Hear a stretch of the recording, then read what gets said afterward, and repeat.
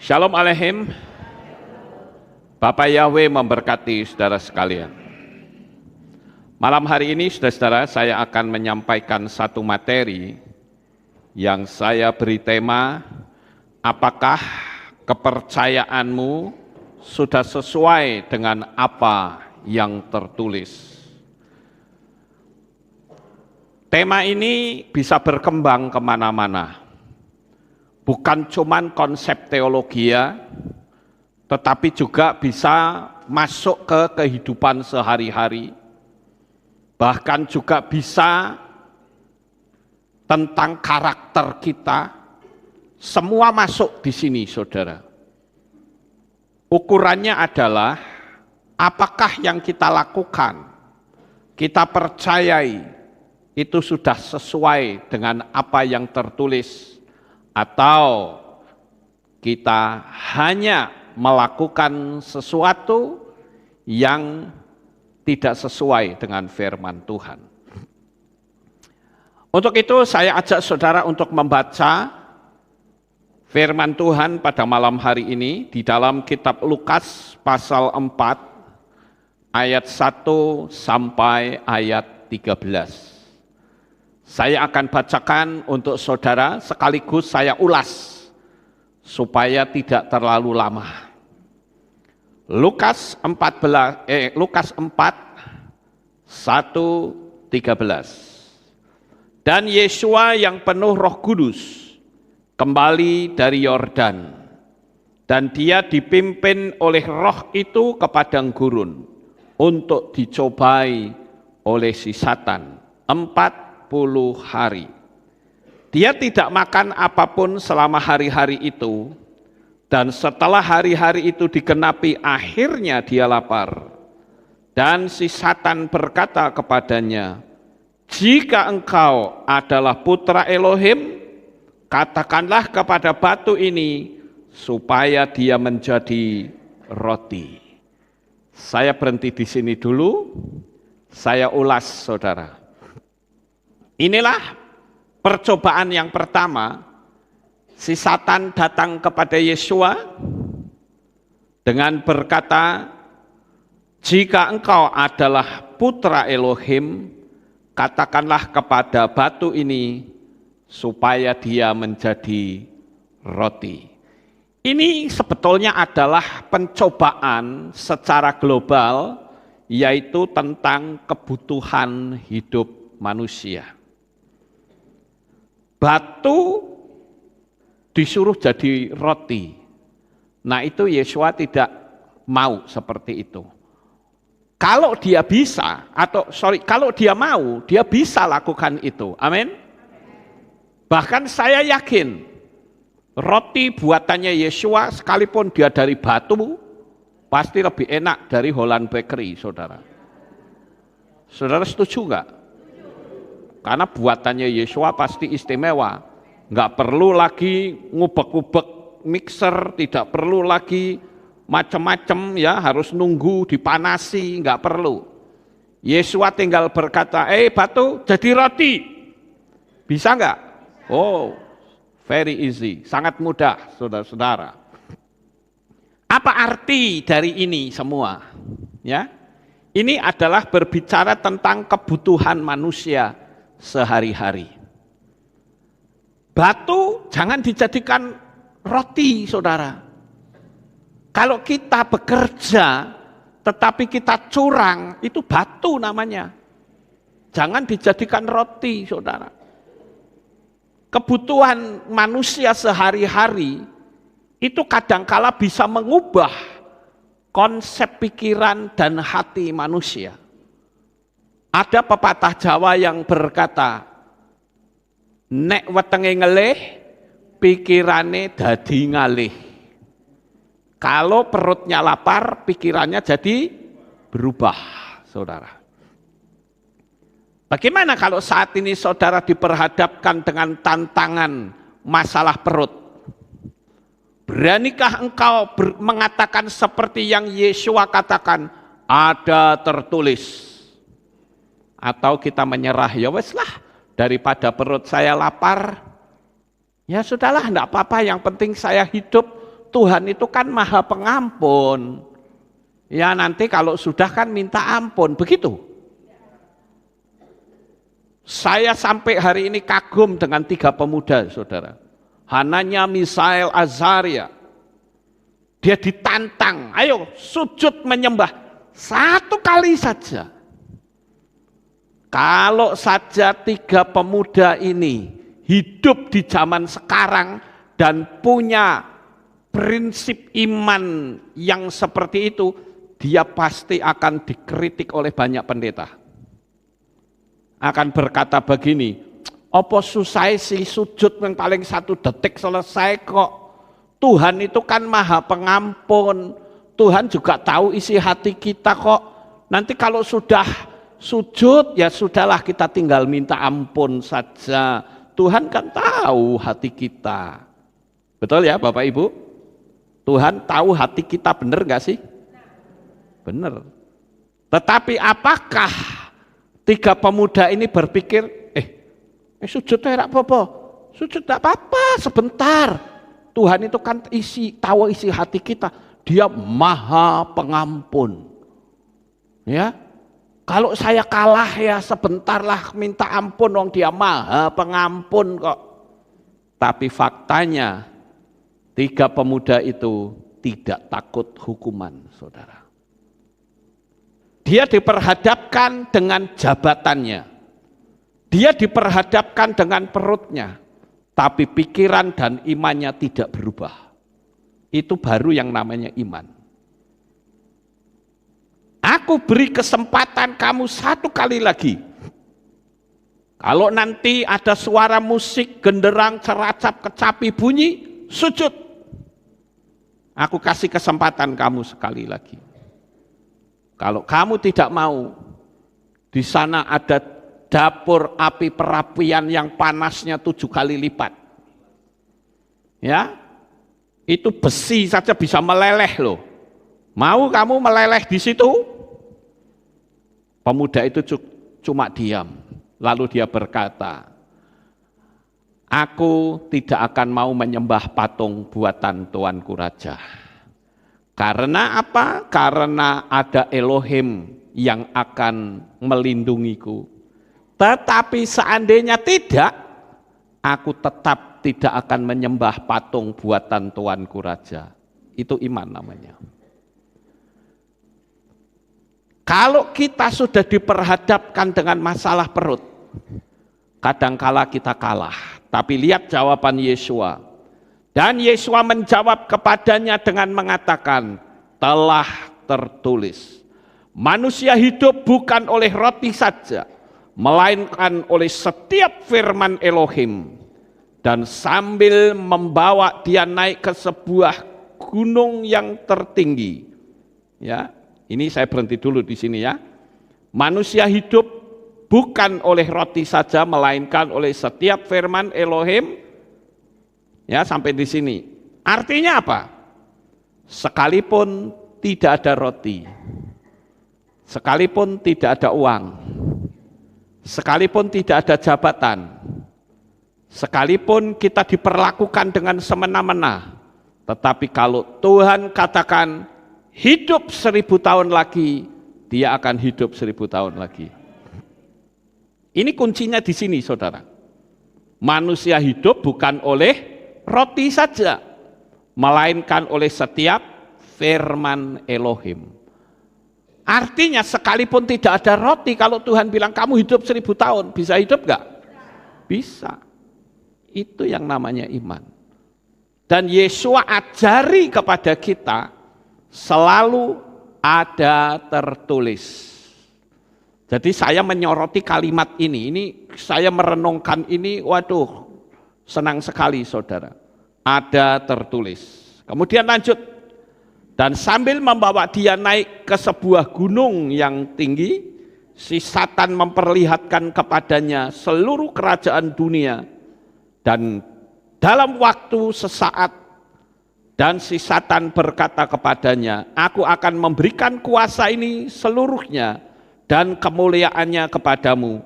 Sebab hal itu telah diserahkan kepadaku, dan siapa saja yang aku kehendaki akan aku berikan. Sebab itu jika engkau menyembah di hadapanku, semuanya itu akan jadi milikmu. Wow, luar biasa saudara. Setan mengatakan sebuah janji, ya. Jika engkau menyembah di hadapanku, semua akan jadi milikmu. Kalau setan terang-terangan muncul jegogok dalam bentuk hitam, taringnya besar, bawa tombak, ya kita sudah tahu itu setan saudara. Tetapi setan itu menggunakan cara-cara yang lain. Kita tentu tahu sistemik dunia ini sedang berjalan. Apakah kita mau tunduk pada hukum sistemik dunia ini? Kalau kita tunduk berarti kita menyerah sama setan. Karena setan katakan apa? Jika engkau menyembah di hadapanku, semuanya itu akan jadi milikmu. Nah, ini bicara tentang kekayaan dan kenikmatan hidup. Pernah nggak kita merenung, sejak kapan setan berani mengatakan, aku akan memberikan kuasa ini seluruhnya dan kemuliaannya kepadamu, sebab hal itu telah diserahkan kepadaku. Siapa yang menyerahkan? Sejak kapan dia menerima kuasa itu? Sejak Adam dan Hawa jatuh dalam dosa. Paham Bapak Ibu? Manusia ketika ditempatkan di Taman Eden, Tuhan sudah memberikan kuasa, memberi power kepadanya untuk mengalahkan si Satan. Tetapi ternyata si Satan itulah yang menipu dia, sehingga dengan demikian maka manusia tidak lagi punya kuasa. Kuasanya sudah diserahkan kepada Satan. Sejak manusia jatuh dalam dosa, maka tidak ada lagi manusia yang sempurna. Tidak ada. Yang sempurna itu hanya Bapa Yahweh. Sedangkan tuntutan dari keselamatan atas dosa manusia itu tidak lain adalah pertumpahan darah. Darah binatang tidak cukup untuk bisa menghapus dosa seisi dunia. Maka harus ada sosok yang sempurna, yang tidak bercacat celah, yang di dalam dirinya tidak ada dosa. Dialah yang berhak untuk menyelamatkan manusia. Tapi mana ada saudara, lawang manusia sudah jatuh dalam dosa. Ada. Yaitu caranya Bapak Yahweh sendiri yang maha sempurna itu, dia menjadi manusia. Dia yang mencurahkan darahnya untuk kita, sehingga kita mendapatkan keselamatan. Jadi ini adalah pencobaan tentang kekayaan atau kenikmatan hidup. Dan sambil menanggapi, Yesua berkata kepadanya, enyahlah dariku hai Satan, sebab telah tertulis, engkau harus menyembah Yahweh Elohimmu, dan hanya kepadanya engkau beribadah. Perhatikan kalimat ini. Engkau harus menyembah Yahweh Elohimmu. Nah, kita perlu tanya, kita ini nyembah kepada siapa? Apakah betul kita menyembah kepada Bapa Yahweh atau kepada nama asing yang tidak ada dalam konsep kitab Ibrani? Itu kan tidak tertulis, saudara. Lah kalau kita menyembah apa yang tidak tertulis, bagaimana dong? Makanya tema saya malam ini adalah, apakah kepercayaanmu sudah sesuai dengan apa yang tertulis? Sangat jelas sekali. Engkau harus menyembah apa? Yahweh Elohimmu, dan hanya kepadanya engkau beribadah. Betapa banyaknya orang yang sudah mengenal Bapak Yahweh, tapi dia ibadahnya kepada nama asing, nama yang tidak dikenal dalam kitab suci iman kita.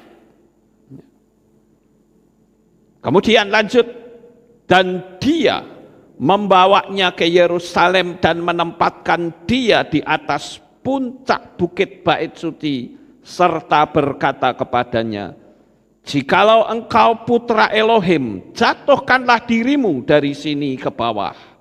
Sebab tertulis tentang engkau, dia akan memberi perintah kepada malaikatnya untuk melindungi engkau, dan mereka akan menatang engkau di atas tangan, supaya engkau tidak membenturkan kakimu pada batu.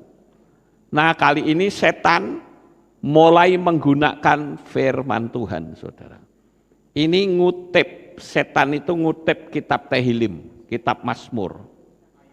Ya, jadi jangan main-main, jangan saudara pikir setan tidak ngerti teologi ya. Oh, pinter dia, saudara.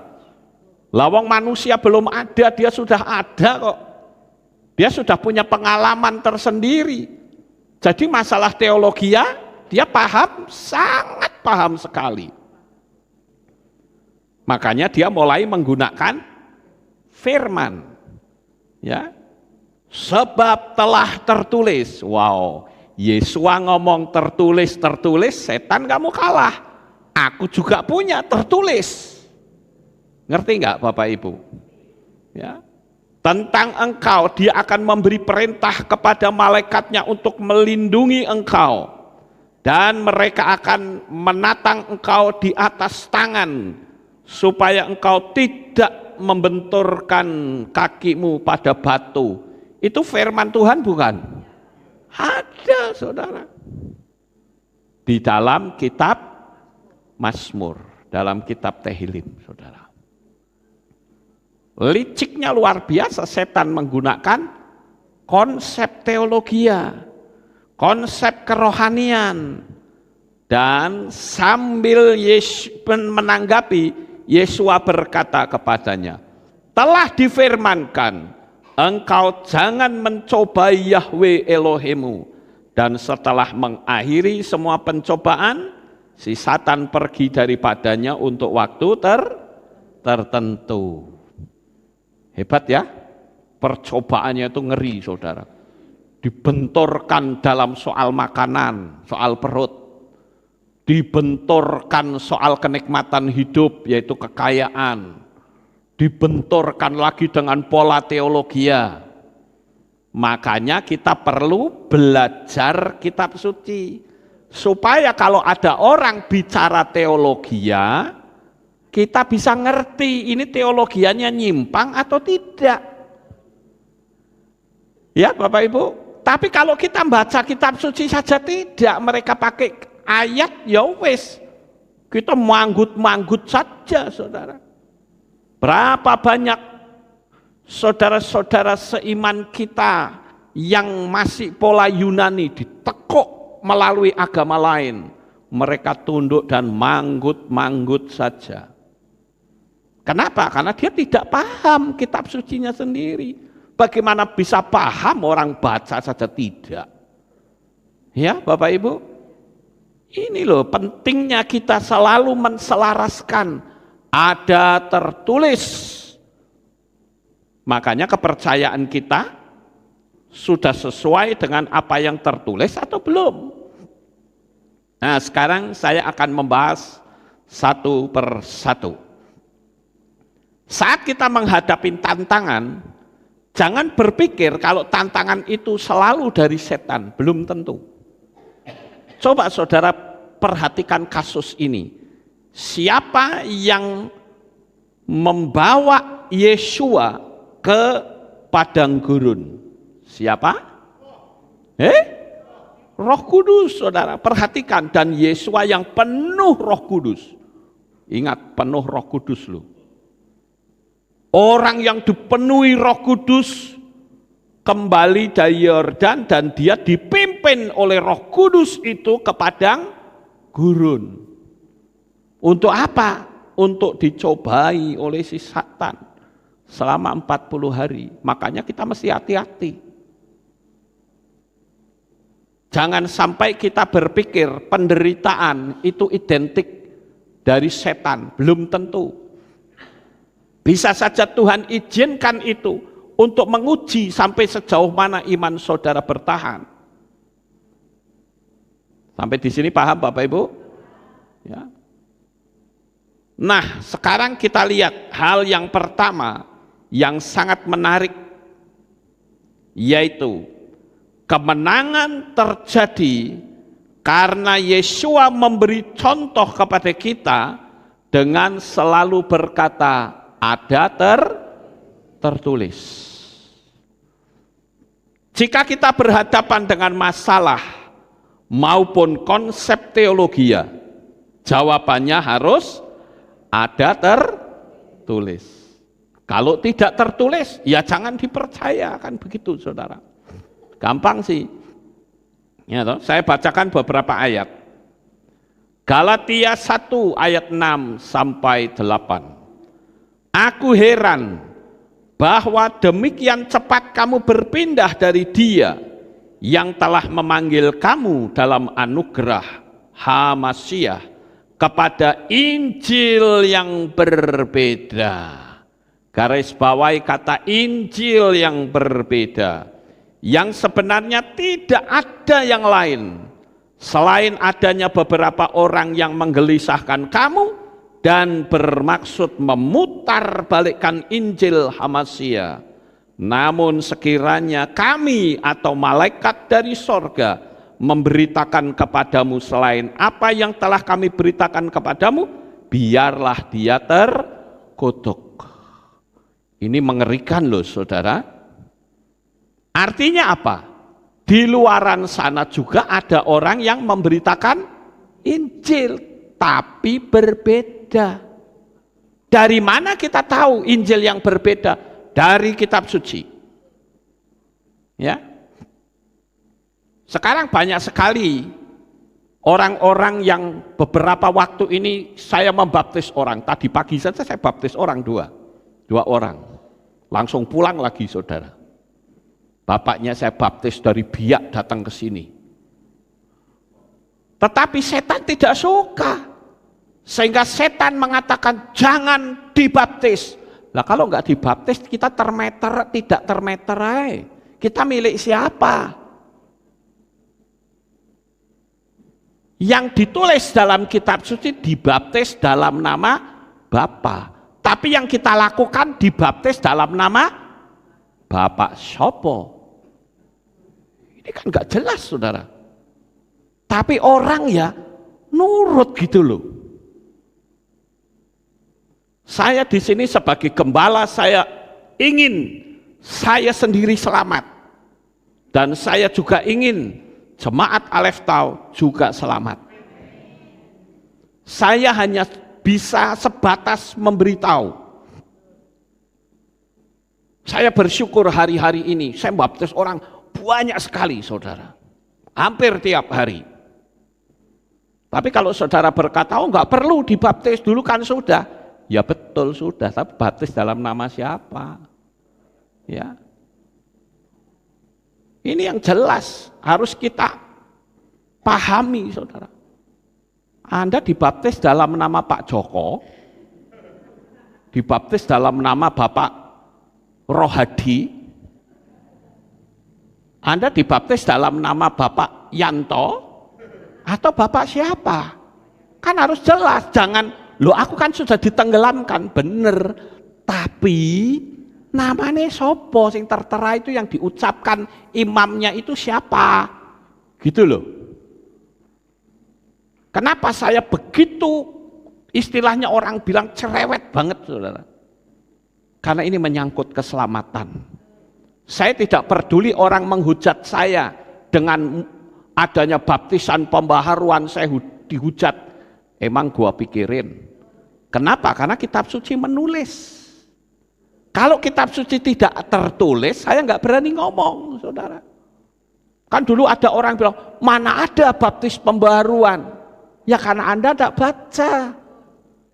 Itu. Makanya Anda membaca sehingga ngerti. Paulus itu melakukan baptisan pembaharuan. ketika dia berkhotbah tentang Roh Kudus, orang bingung, Roh Kudus itu siapa? Loh, kok kamu baru tahu Roh Kudus? Iya, saya bahkan baru dengar. Di situ Paulus curiga. Lah kamu sudah dibaptis atau belum? Sudah. Baptisan apa yang kamu lakukan? Baptisan Yohanes. Nah, di situ Paulus menerangkan bahwa baptisan yang benar itu dalam nama Bapa Yahweh, dalam nama Adonai Yeshua HaMashiach dan Roh Kudus. Dan jemaat di situ tidak berkata, yang penting dulu kan aku sudah, nggak perlu. Enggak. Jemaat di situ bilang, iya, aku mau dibaptis. Dan kitab suci mengatakan ada berapa orang? 12 orang dibaptis. Ya Bapak Ibu, baptisan ini ngeri loh, artinya begini, setan berusaha untuk memelesetkan supaya kita tidak termeterai. Ada yang dibaptis cuma dipercik. Percik itu bukan baptis. Baptis itu bahasa Yunani. Dari kata baptizo, artinya dicelup. Kalau dipercik itu bukan baptizo, tapi rantizo. Padahal dalam kitab suci yang ditulis baptis itu dari baptizo. Sampai di sini paham Bapak Ibu?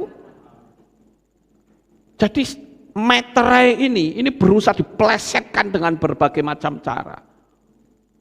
Baptis kok percik? Ya enggak bisa, itu bukan baptis namanya. Ya, baptis kok pakai nama lain. Mungkin tenggelamnya benar, tapi nama yang dimeteraikannya tidak tertulis. Gitu loh Bapak Ibu. Paham enggak? Baptis saja tidak tertulis. Apalagi kalau sampai orang mengatakan enggak perlu dibaptis. Wah, itu ngeri saudara. Kalau saya tidak berani ambil resiko, saya enggak berani saudara. Saya lurus-lurus saja.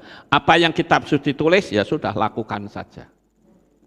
Jangan sampai ketika saya mati, begitu buka mata biak ternyata depan saya itu api semua. Piye saudara? Tuhan ampuni Tuhan. No, nggak ada pengampunan. Selesai kamu. Kamu dulu di dunia dikasih tahu berulang kali, nggak nurut. Kamu sendiri bukan yang pilih di sini. Hati-hati saudara.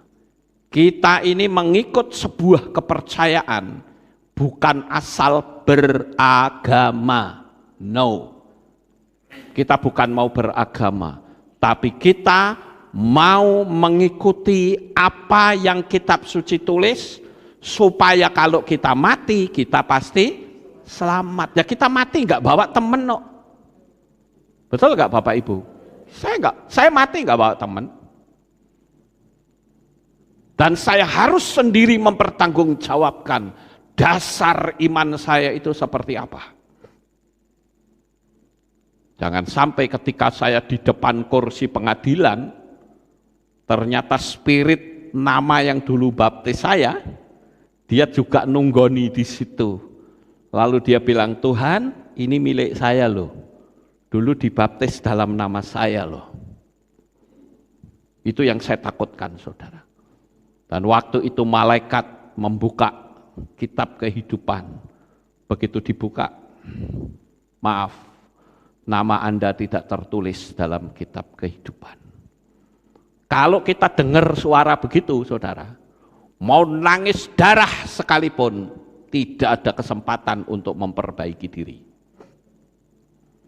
Kita mau teriak, Tuhan ampuni saya janji. No way. Tetap kita ngotot, malaikat seret orang ini. Seret, cemplung ke neraka maplung.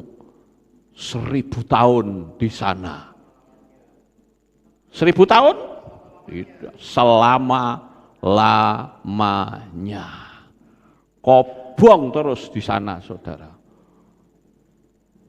Bayangkan, kita nggak usah selama-lamanya lah, 1 detik diselomot rokok saja wis ngicat-ngicat kok. Betul nggak Bapak Ibu? apalagi selama-lamanya. Maka kitab suci mengatakan akan ada jeritan-jeritan yang mengerikan. Kenapa? Karena jerit-jerit orangnya nggak bisa mati. Lah nek kita dibakar, jerit-jerit sedelok mati. Ya toh? Tapi kalau di sana dibakar nggak bisa mati kita. Itu yang saya hati-hati dalam menjalani hidup ini, saudara. Orang-orang yang bertitel teologia pada menghina. Saya lihat di YouTube, apa ada itu baptis pembaruan. Dalam hati saya terserah. Hikmat yang Tuhan berikan, saya bagikan. You terima syukur, tidak terima ya darahnya tidak tertanggung atas diri saya. Ya Bapak Ibu.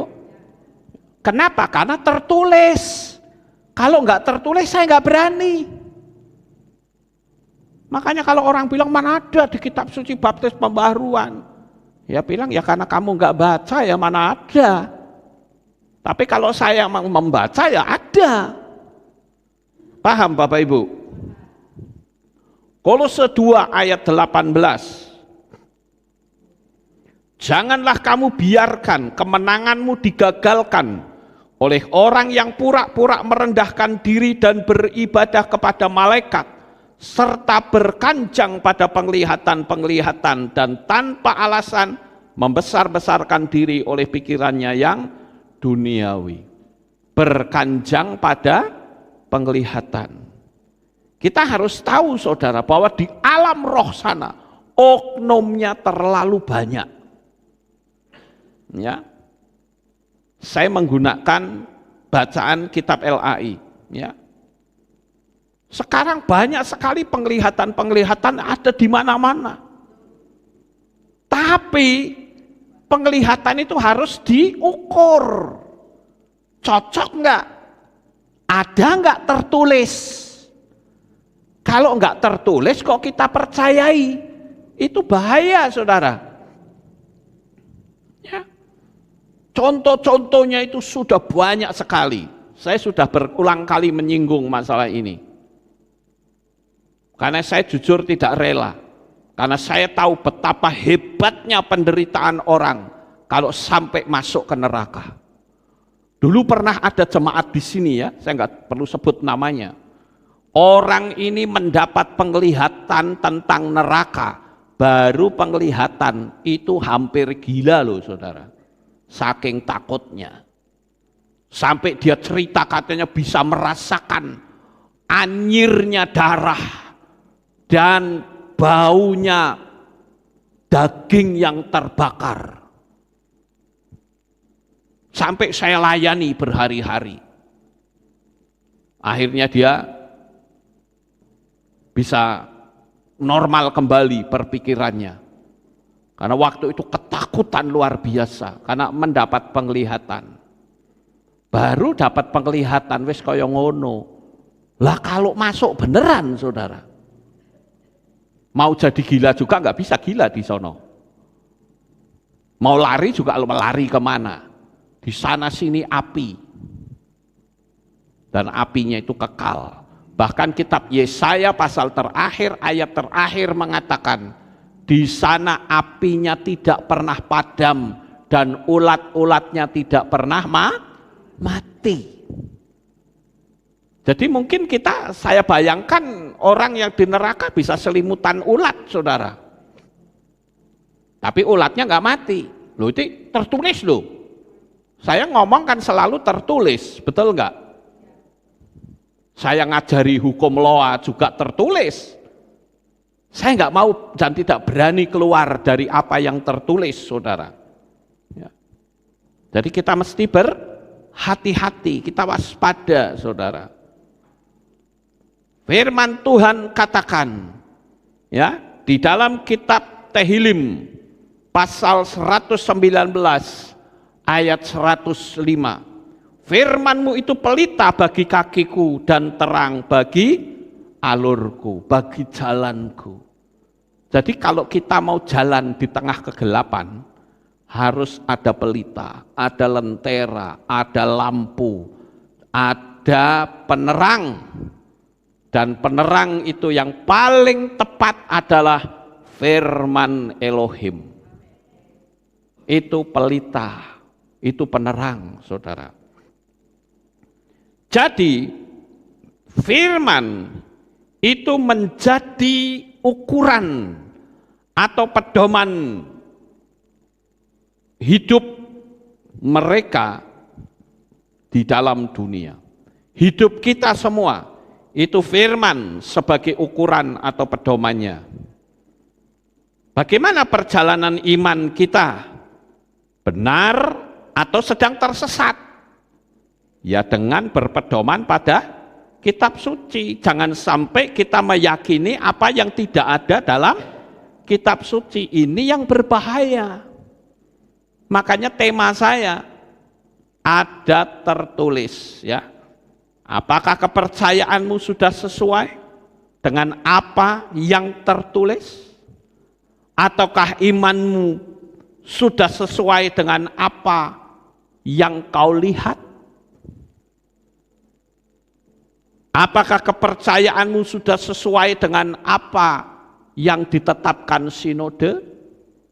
Mana saudara yang mau pilih? Kita hidup di dunia ini rentan dengan kematian, saudara. Sekarang ini yang namanya orang mati itu gampang banget. Tapi kalau sampai kita menjalani hidup ini tidak seperti yang tertulis, bahaya posisinya. Ya. Sekarang perhatikan, Maases Lihim atau kitab Kisah Para Rasul, pasal 17 ayat 11. Dan orang-orang ini lebih baik hati daripada mereka yang di Tesalonika. Orang-orang yang menyambut firman dengan segenap kerinduan. Karena apa? Setiap hari menyelidiki kitab suci. Kiranya hal-hal itu benar demikian. Di sini jelas dikatakan bahwa orang-orang ini ya hidupnya lebih baik daripada mereka yang ada di Tesalonika. Kenapa ada perbedaan? Oh ini hidupnya baik, oh ini tidak baik. Kenapa? Ini bicara tentang mental manusia, saudara. Ya. Kalau kita ingin hidupnya baik, ya selaraskan hidup kita dengan firman. Makanya di sini saya buat pertanyaan, bagaimana dengan sikap hidup kita? Jika hatimu ada kepahitan, jika hatimu ada kedengkian, jika hatimu ada kemarahan, jika hatimu tidak bisa mengampuni, apakah itu sesuai dengan firman? Ya tidak, saudara. Setan menjebak dari berbagai macam sudut. Intinya cuma satu, kamu mati tidak selamat. Maka sampai hari ini saya jaga hati betul-betul, saudara. Jangan sampai hati saya itu ada kepahitan. Jangan sampai hati saya ada dendam. Jangan sampai hati saya ada kedengkian. Karena kalau sampai hati saya ada kedengkian, berarti saya dikuasai oleh orang itu. Saya ambil contoh misalnya, saya dengki sama Brisco, maka hidup saya dikuasai oleh Brisco. Kenapa? Lah kalau saya mau makan, wajahnya Brisco ada di piring saya. Saya mau mandi, wajahnya Brisco ada di cibuk saya. Ya. Saya mau tidur, wajahnya di sono. Apa enak hidup kayak begitu, saudara? Hidup yang dikuasai oleh orang lain dengan kemauannya sendiri, yaitu membenci. Saya punya mental, orang mau membenci saya model apapun, jawabannya satu, emang gua pikirin. Saya jaga hati di sini, saudara. Saya bahkan dengan orang yang membenci saya bisa berdialog, saya bisa bergaul. Karena saya tidak mau hati saya cacat. Jangan sampai saya sedang membenci, tiba-tiba Tuhan bilang, nak pulang. Waduh, piye saudara? Itu spirit kebencian akan ikut bersama saya. Nanti di kursi pengadilan, spirit itu bilang, ini milik saya loh Tuhan, dia masih benci. Itu bahaya saudara. Makanya saya katakan, bagaimana dengan sikap hidup kita? Apakah sudah seperti yang tertulis?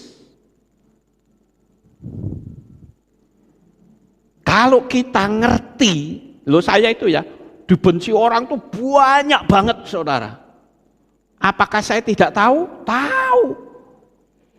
Karena pepatah seperti pepatah dunia bilang, dinding-dinding punya telinga. Oh itu benar saudara. Begitu banyaknya orang yang membenci. Apakah saya lalu, apa? Jajal sopo tak catete satu. Aduh, capek deh saudara. Saya hanya berpikir orang berhak untuk membenci saya, tapi saya juga berhak untuk diam. Dan saya belajar untuk berbuat seperti yang Yesua lakukan. Yesua katakan apa? Kasihilah musuhmu. Lah bagaimana saya bisa mengasihi musuh kalau saya nggak punya musuh? Kan begitu saudara. Jadi kalau saya dimusuhi orang, kesempatan untuk saya praktek firman itu tertulis, gitu loh, ya. Makanya di sini dikatakan menyelidiki kitab suci.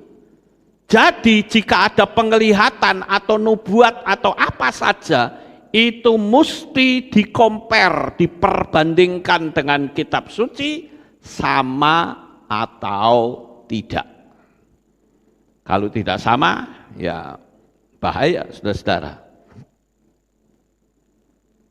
Di dalam kitab Tehillim 119 atau Mazmur ayat 176, aku telah tersesat seperti domba yang hilang. Carilah hambamu ini karena aku tidak melupakan perintah-perintahmu. Sekali waktu kita bisa tersesat saudara. Tetapi ketika kita ingat perintahnya, kok enggak ada ya di sini, ya udah jangan dilakukan, kan gampang. Ya. Matius 22 ayat 29. Dan seraya menanggapi Yesua berkata kepada mereka, kamu tersesat karena tidak memahami kitab suci maupun kuasa Elohim. Jadi ayat yang saya sampaikan tadi saudara-saudara, apakah kepercayaanmu sudah sesuai dengan apa yang tertulis? Ini ternyata bisa membabat sana membabat sini saudara. Semuanya kena. Mau urusan mental, mau urusan teologi, mau urusan masalah perut, semua ada tertulis. Luar biasa sekali Bapak Ibu.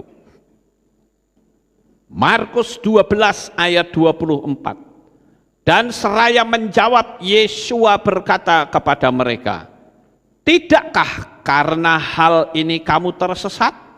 Yaitu karena tidak memahami kitab suci ataupun kuasa Elohim. Orang mau bikin narasi apapun sekarang bebas. Karena kita hidup di era informasi. Apalagi saat ini informasi platform itu banyak sekali saudara. YouTube itu platform. Ya. Kemudian video itu platform. Ya, banyak sekali platform video itu banyak banget saudara. Walaupun memang yang paling bagus itu YouTube ya. Karena sponsornya banyak, enteng ya. Semua platform itu banyak.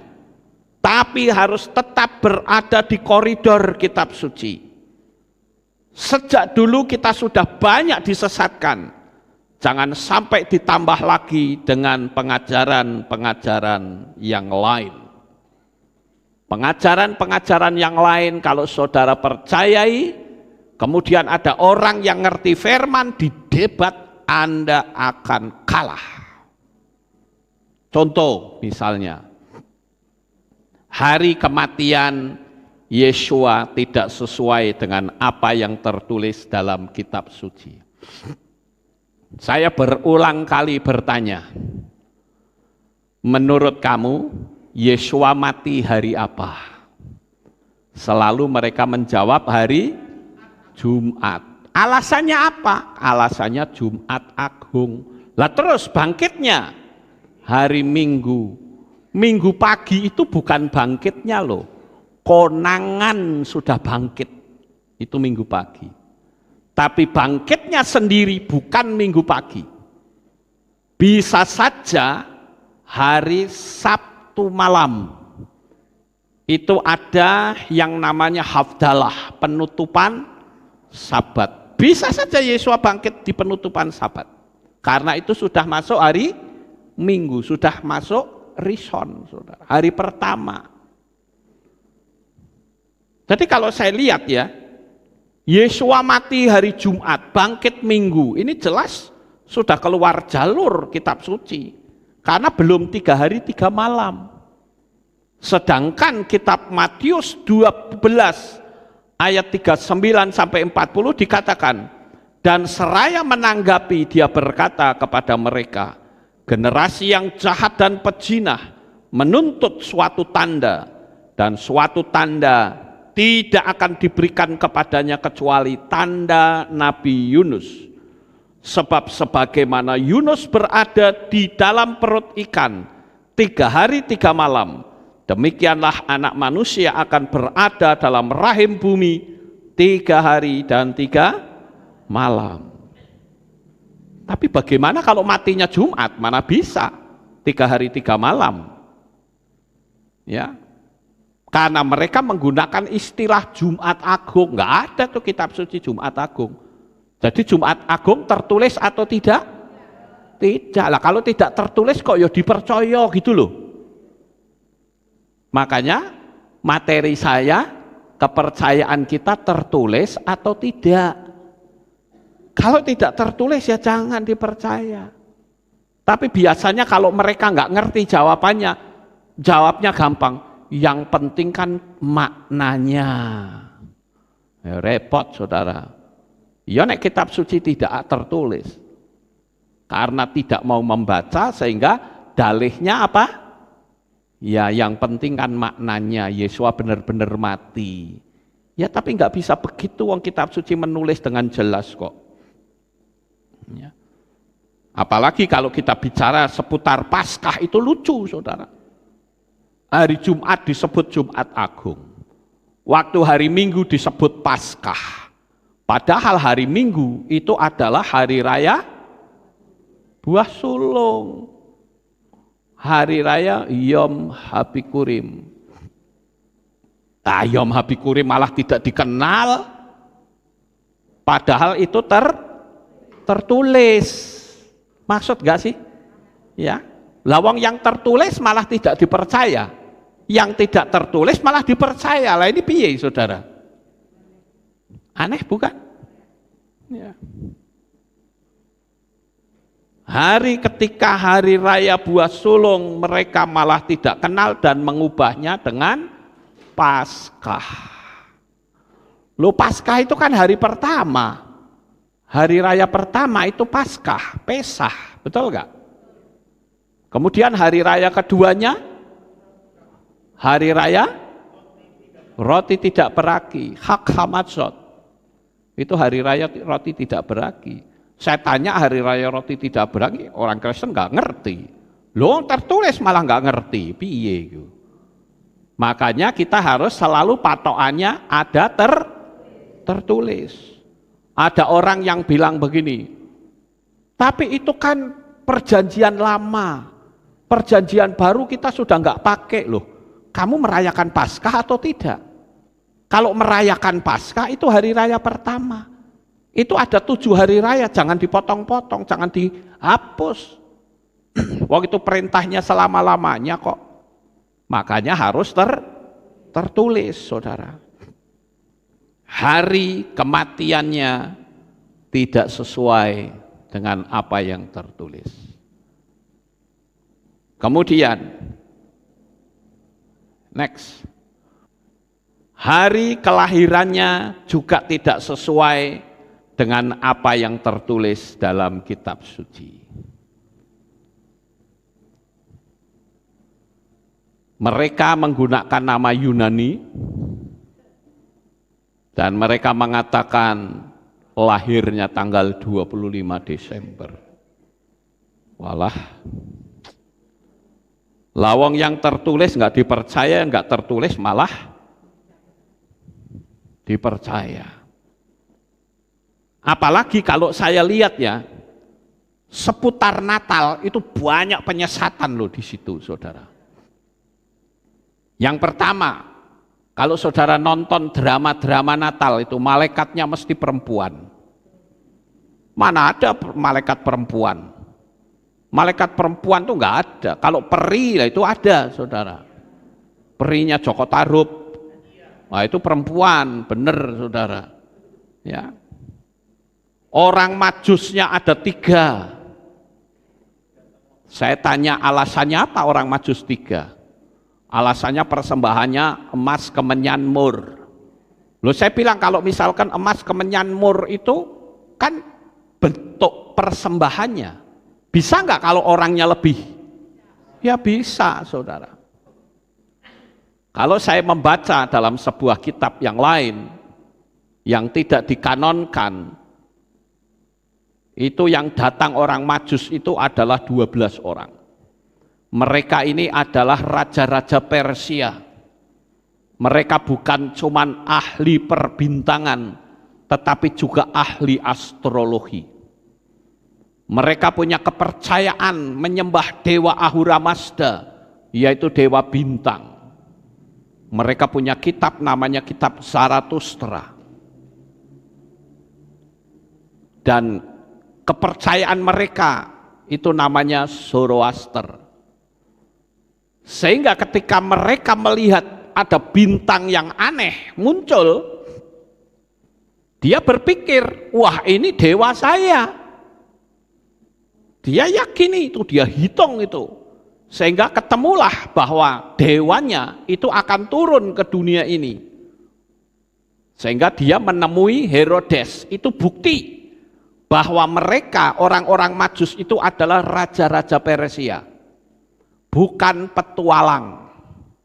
Kalau seorang petualang tidak mungkin menemui raja, betul nggak Bapak Ibu? Raja pergi ke daerah lain, mesti yang diparani raja. Yang didatangi pasti raja. Makanya Herodes tanya, kapan kamu melihat bintangnya di timur? Ditanya kan orang Majusnya, dihitunglah. Muncullah angka 3 tahun. 2 tahun ya, bukan 3 tapi 2 tahun. Kenapa 2 tahun? Karena perjalanan dari timur sampai ke Yerusalem mereka berjalan itu 2 tahun.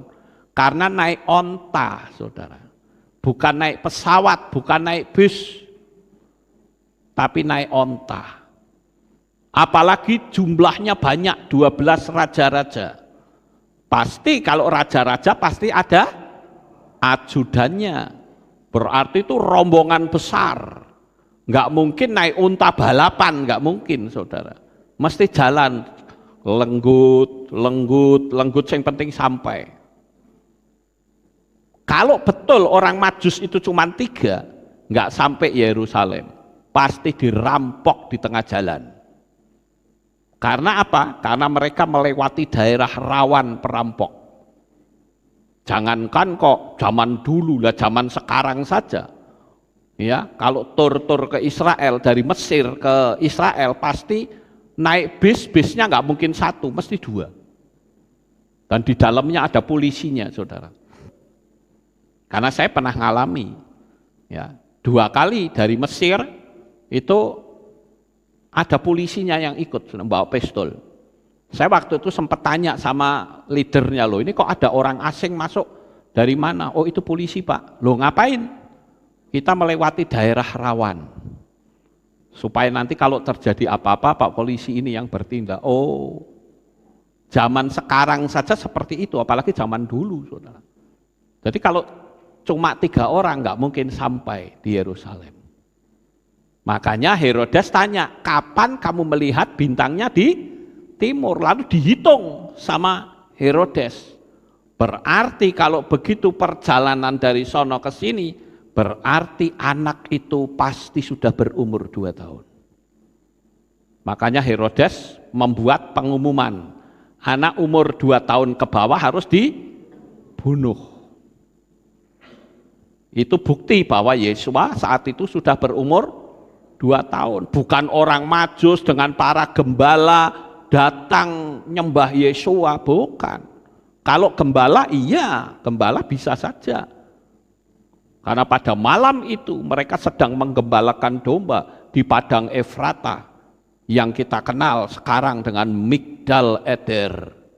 Ya, itu taman gembala, tempat menggembalakan domba. Lagian juga kalau di tanggal 25 Desember itu bulan Ibrani, itu bulan Tevet, itu bulan yang dingin banget saudara. Nggak mungkin ada orang menggembalakan domba di musim dingin. Pasti dombanya ada di dalam kandang. Tapi ketika Yesua datang, dombanya di mana? Nggak ada. Makanya Yesua dibaringkan di palungan. Itu membuktikan dombanya nggak ada di situ. Ada banyak sekali hal-hal yang nyimpang dari kitab suci tidak tertulis. Kalau dipikir secara logika itu nyimpang semua saudara. Tapi dipercaya. Nah saya punya tugas untuk meluruskan. Itu pun kalau mau. Ya, kalau tidak mau ya sudah. Kan begitu. Tapi saya bersyukur. Jemaat Kehilat Alef Tau ini orangnya penurut. Dia percayakan sepenuhnya saya dalam menyelidiki kitab suci. Ya Bapak Ibu. Kemudian kalau Yesua baru lahir dan didatangi oleh orang Majus, mungkin enggak Yesua disunat pada hari ke-8? Enggak mungkin, karena besoknya sudah ada pembantaian bayi. Padahal kitab suci tertulis Yesua itu disunat pada hari ke-8. Jadi selama berbulan-bulan enggak ada apa-apa saudara. Giliran orang Majus yang datang ke Yerusalem geger, gempar saudara. Sehingga Herodes memerintahkan untuk membunuh anak-anak ya, yang berumur 2 tahun ke bawah. Nah coba kalau kita bicara tentang orang Majus ya, kan saya suka dengar orang begini ya, sudah dari dulu namanya ya itu, nggak usah diubah-ubah gitu loh. Lho sing ngubah ki ya sapa? Yang ngubah itu Anda. Wong nama Ibrani kok berubah jadi nama Arab sama Yunani, waktu diluruskan nggak terima. Bahkan ada yang bilang, loh saya dulu menerima Tuhan pakai nama Yunani loh. Betul, kenapa? Karena Tuhan itu melakukan pendekatan sesuai dengan kemampuan pikiranmu yang belum tahu apa-apa. Sama seperti orang Majus. Orang Majus itu ketika diberitahu oleh Tuhan menggunakan apa? Bintang. Sehingga orang Majus berpikir, ini dewa saya. Ternyata begitu sampai di Bethlehem, yang ditemui Yesua. Apakah lalu ketika mereka pulang lalu menyembah dewa Ahura Mazda lagi? Ya tidak, mereka sudah melihat dengan mata kepala sendiri kok. Ternyata yang saya maksud dewa itu lah jebule kok Yesua. Langsung pemahaman mereka terupdate saudara-saudara. Begitu juga lain orang Majus lain Mose. Kenapa Mose mengenal nama Yahweh itu dari semak duri yang menyala tetapi tidak terbakar?